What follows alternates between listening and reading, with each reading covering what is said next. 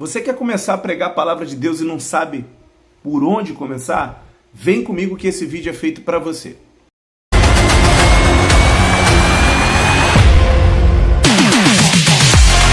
Família Enraizadas Firmes, eu sou o pastor Wellington Oliveira e é bom ter você aqui nesse canal. Olha só, na hora de gravar tudo acontece, até os olhos coçam, tá? É muito interessante, só na hora de gravar, não estava nada acontecendo. Mas vamos lá, hoje eu quero te falar sobre 5 dicas de pregação que vai te ajudar muito. Você que quer aprender a pregar, fica aqui, porque esse vídeo é feito para você. E eu acho que só por isso esse canal já merece a sua inscrição caprichada. Se inscreve aí e ative o sininho das notificações, porque sabe o que eu descobri?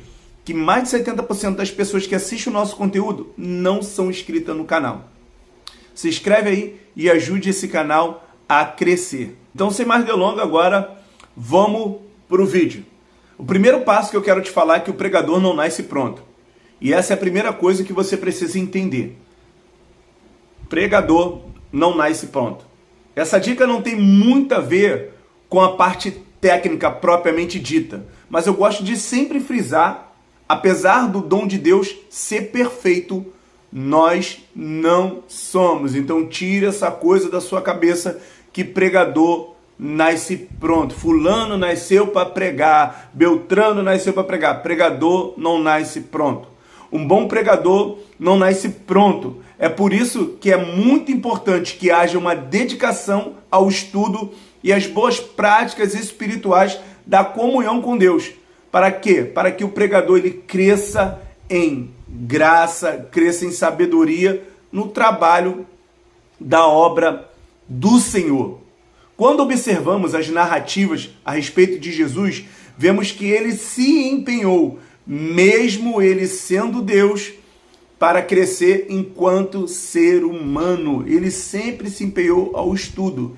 Olha o que o texto em Lucas 2:52 vai dizer: e crescia Jesus em sabedoria, estatura e graça diante de Deus e diante dos homens. Assim nós pregadores não podemos negligenciar o lado espiritual nem o lado humano. Os dois precisam andar junto. O lado humano do aprendizado tem que estar ali, o estudo, a leitura, a dedicação, para que sejamos mais usados por Deus. Então comece a se debruçar na palavra de Deus. Compre livros. E aqui nesse canal nós já falamos diversas vezes e eu vou deixar um card aqui falando sobre alguns livros interessantes que vão te ajudar. É muito importante a preparação, já que o pregador não nasce da noite para o dia. E Deus vai usar o tempo para te preparar. Deus ele vai usar cada tempo para te preparar. É só lembrar disso e ter paciência. Não passe a carroça na frente dos bois, para que você lá na frente não se atrapalhe. Vamos para o segundo passo? A segunda dica que vai te ajudar? Comece orando. Parece até muito básico, né? Mas muitos pregadores, por estar muito ansiosos para preparar a mensagem, esquece do que é mais importante. E tu sabe o que é mais importante? A oração. Gaste um bom tempo buscando a Deus. Para quê? Para saber a mensagem que Deus quer dar para a igreja através de oração. Isso é muito importante. O que Deus quer falar com a igreja. Então, eu ainda faço isso. E graças a Deus, eu oro, Senhor, o que tu queres falar com aquela igreja assim que eu recebo o convite. Observamos muito claramente a vida de Jesus, que ele sempre, quando ele ia fazer algo importante, ele sempre se retirava para buscar a direção do Pai. E ele sempre ia orar. Olha que coisa interessante. 50% do sermão é construído em oração perante Deus. Para você aprender a ouvir a voz de Deus, a voz do Pai falando com você. Então, não esqueça essa parte importante. Não fique ansioso a ponto de você esquecer de buscar o que Deus quer falar para a sua igreja. Porque muitas das vezes, olha só que coisa interessante. Muitas das vezes, em vez de nós ouvirmos a voz do Todo-Poderoso através do povo, através do pregador, nós ouvimos apenas o homem. Nós ouvimos apenas o pregador querendo mostrar sabedoria. Busque comunhão com Deus. Peça para Deus te preparar, trazer calma ao seu coração e direção na mensagem. Isso é muito importante. Trazer equilíbrio ao seu coração. Tire a ansiedade. Para quê? Para você não esquecer o sermão, aquilo que Deus vai falar através de você. A ansiedade, ela te atrapalha muito, sabia? Já teve sermão de eu estar tão ansioso de eu esquecer o sermão, apagar da minha mente. Graças a Deus que eu faço as anotações, então eu pude pesquisar ali. Terceiro passo para te ajudar. Escolha o texto bíblico. Faça uma boa escolha do texto bíblico. Uma pregação sempre começa em Deus, como nós vimos no passo 2. Depois, ela necessariamente precisa ir para a palavra, pois a palavra é que está em autoridade, a palavra que tem autoridade e não nós.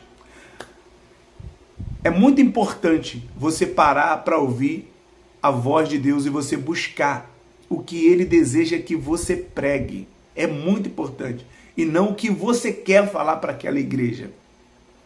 Não vai para lá, para a igreja, para o convite, com as suas ideias carnais, nem com as imaginações do seu coração. Eu quero te dar uma dica. Vai para lá com as revelações que Deus vai te dar através da palavra.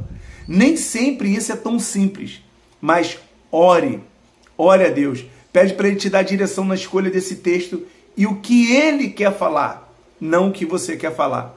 Lembrando que primeiro o texto Ele quer falar com você e depois Ele vai falar através de você. Não se desespere, de maneira nenhuma. Se mantém calmo, ainda que você demore um pouco.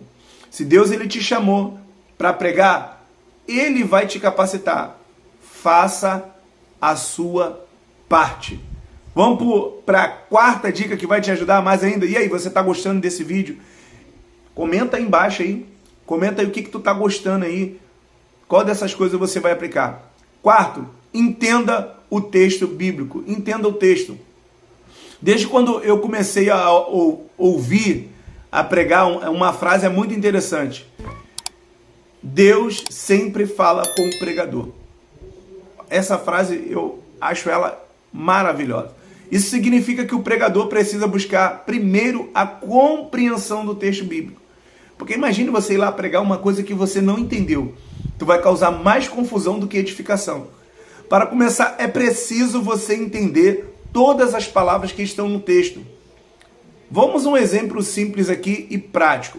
Olha o que eu escolhi aqui para a gente conversar e poder entender. Olha o que diz em Gálatas 5,16. Digo, porém, isto: andai em espírito e não cumprireis a consubstância da carne. O que você deve se perguntar? Eu conheço o significado de todas as palavras desse texto? Eu analisei, eu fui pesquisar para poder pregar isso? Nesse exemplo, olha só. Digamos que eu não saiba muito bem o significado da palavra consubstância. E agora, o que eu devo fazer? É hora de você procurar um bom dicionário para ampliar o seu conhecimento, para você entender melhor o significado daquela palavra. Consubstância significa forte e continuado desejo de fazer ou de ter algo que Deus não quer que façamos ou tenhamos. Olha aí, já clareou melhor o seu entendimento. A outra forma de você procurar um entendimento melhor a respeito do versículo é buscar ler outras traduções. E aí tem NVI, tem um montão de traduções aí. Mas eu vou te mostrar o que esse texto significa na nova linguagem do dia de hoje. Eu acho isso bastante interessante, você ter outras versões. Olha só o que diz. Quero dizer a vocês o seguinte: deixe que o Espírito de Deus dirija a vida de vocês e vocês não obedeçam o desejo da natureza humana ou às suas vontades carnais. O texto ficou mais claro agora? Eu creio que ficou bem mais simples de poder entender. E ó, deixa eu te falar uma coisa, um bom manual bíblico, ele vai te ajudar muito também. E nós já falamos aqui em dezenas de vídeos aqui sobre a questão de materiais de estudo. Agora vamos para o quinto passo, já que você entendeu o quarto. Quinta dica, aumente o conhecimento sobre o texto. Olha só que interessante. saber apenas o significado das palavras não é o suficiente para que você tenha um bom conhecimento do texto que você vai pregar. Eu preciso ler e achar o contexto. O contexto é antes do texto, poder explicar a você o texto que vai ser ministrado. Isso é importante para você reunir informações. Que informações? Quem o autor está escrevendo? Para quem ele está endereçando essa nota, essa carta, essa epístola? Qual foi o objetivo dele? Qual é o propósito, a causa, a razão, circunstância que o autor colocou ali esse texto? Qual a principal mensagem que o autor queria passar para os leitores ali daquele lugar? O que é que aqueles leitores precisavam ouvir e o que se eles entenderam realmente quando a carta chegou? E para quem Paulo estava escrevendo? Qual foi o objetivo? Tem um livro que eu vou te indicar que ele é muito bom, chamado Entendes o que Lê. E eu já fiz várias propagandas, eu vou deixar um card dele aqui. Paulo escreveu a igreja de Gálatas e o objetivo dele, segundo vemos, no ensinar a importância de andar no Espírito e mostrar aos servos de Deus que nós estamos, ou que eles, estavam, claro, cabe pra gente também, numa grande batalha espiritual. E era muito necessário a gente ser guiado pelo Espírito, pela palavra de Deus, para ser vencedor nessa batalha. Porque se você fosse guiado pela carne, se você andasse na carne, essa igreja iria perder a batalha.